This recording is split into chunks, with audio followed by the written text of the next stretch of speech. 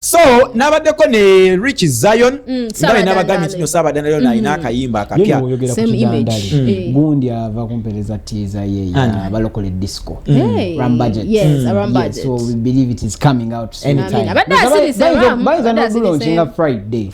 But yeah, I believe Friday. Abana nga pressure music amutera ku. But Asuubiza bagamba atujane bagamba kano ka February ko kagenda kuba kalala lukoba ku lukoba yeah. Naye kirungi kasaba bakola kozo omuntu abata project ku project kitegeza akola aina wajja sente to invest in the project. Abana balina abadanda bagenda okujja obwana bakubya ddala ekidongo ekisiriya. Naye urge them to stay in church.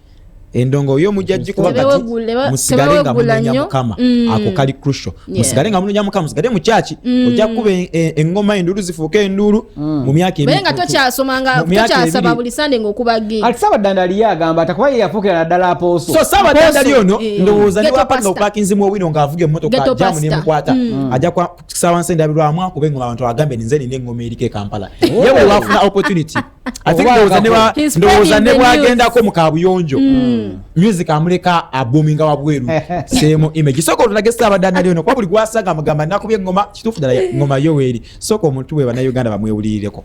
Even MC Mats right here, Apostle Riche Zion, anytime I meet him bampulira njagala tukwatagana bigenda bitamugana wange. Bigenda bulungi tuli mu kadde kakuza abana ku masomero nga omanyi nze ndi muntu abana n'abaana over 350 so ndi mukuza abana ku masomero naye nga era nga ne musically waliwo ekijja very soon tumaze okwata video audio yawedde akatubulayo obubuuzi ku kyanjulira abantu. You know, talking about music the last time I had you on TV oyina akayimba ke wanzanyiramu era ne bwe nkusanze wano nsanze okazanyira mu bantu just soko tuwemu just akapera before you know this is the first TV station again okusooka okuwulira akapera kayimba ka Riche Zion akapya akaja akayimba kano kagenda ku preaching from the pastors, the media personnels, audio, video directors, abantu endiga. So it's a 360. Kagena kuba kugira buli muntu ali mu gospel fatante. So kompemu just akapera katono nyo just. Bachaga tusubira abantu.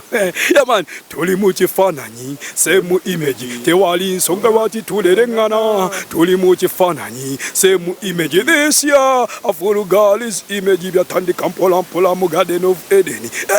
Adamu katonda bwe yasalawo bakole kifananyi ky'omuntu kibafanane ate kirungi okuzama kibuna amawanga gonna kifuga ebitonde byonna wamagwe jangu tubale muziki gwa Yesu wamagwe guliko guvudde butyaji gulimu ebirungo. This is gonna be a banger, ladies and gentlemen. Omanyi gospel industry badde bulamu the kind of vibe, you know, nofuna akayimba nga ka communicating eri omwoyo go eri emmeme eyo buli kimu kyabekanga kitambula. So that project is coming up anytime soon. So after that project kikyogenda okuzaako. After that project waluyita Refire Now. Refire now, don't retire damwokoleze refire now, don't retire pulo refire don't retire refire now, don't retire. Okay. Don't retire. Damwogezeko. Yeah man, refire kati nganga bavubuka nti ekasera tudemu tukolere. Okay. Refire now, don't retire. Riche Zion as a brand, are you looking at getting a manager anytime soon or being signed under a record label or a company okulabanga you can hit a wider range? Obokulabikanga, you know, music wo salobani yeyongerako nga abamoko bayimbe wakalaba. This year I've seen Josh Media do that. Are you thinking of that? Already have a management, it's called Talent Factory, but to go wide, I'm looking up to work with other managers. You know, it's not all about being with one manager. There's a manager nga yakwasagaja kusonga ziri international. So banga na manager nga yakwasaganya wakiso kwa sokati management yange. Tusaba mukama tufuneyo abantu tukwatagana nabo abali professional because we need to learn to do things professional. You know, you've worked with professional people, you've been in the other side of the music, and those people are so professional. So nange nego mbokubanga ndina professional team nga olimba lubalufulumye ne baluteka ku buli side kwikamba ebintu bingi byetulaki nga bitutamanyi. So kati if there is someone who is willing era nga mfunyo omukisa I'm ready to work with them, but right now currently I'm under Talent Factory under manager Favor Management. Omuyimbi omuto abadde ngamba nti no guno omulembe tetukyetaaga nnyo collabos n'abayimbi abali established oba abayimbi abanene nti osobola okukola collabo ate either neekusiba oba neekukonya oba neekuyambamu ku katono but okugizaako gufuuka lutalo. What's your take about collaborations? Collaboration is a nice thing because you combine the energy. You maybe if I have my fan base and you have your fan base, my fan you connect into my, you will tap into my fan base and I will tap into your fan base.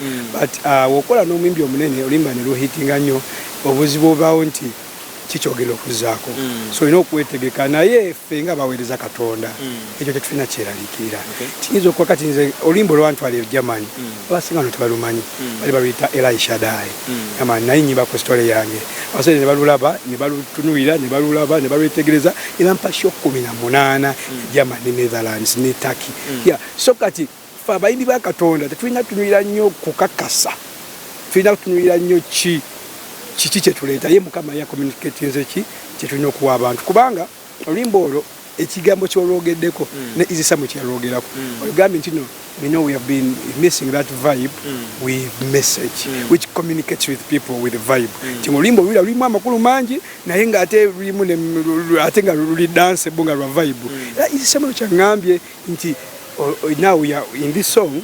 I hear the apostle part of it, I hear the dancehall part of it, I hear the vibe part of it.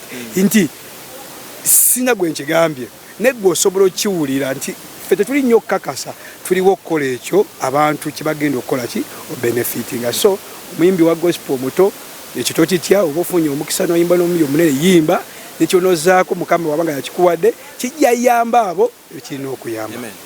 That's Apostle Riche Zion. I am MC Max. Okay, ebigo bya Apostle Riche Zion I think sijja kubibaddiramu nnyo katulinde bulinzi release ya kayimba kaka kapya match as yatwadde katiza so anytime soon olimba yeruna of course KTV 5 to 7 ejosoka okulusa bukulula. You had a one-on-one with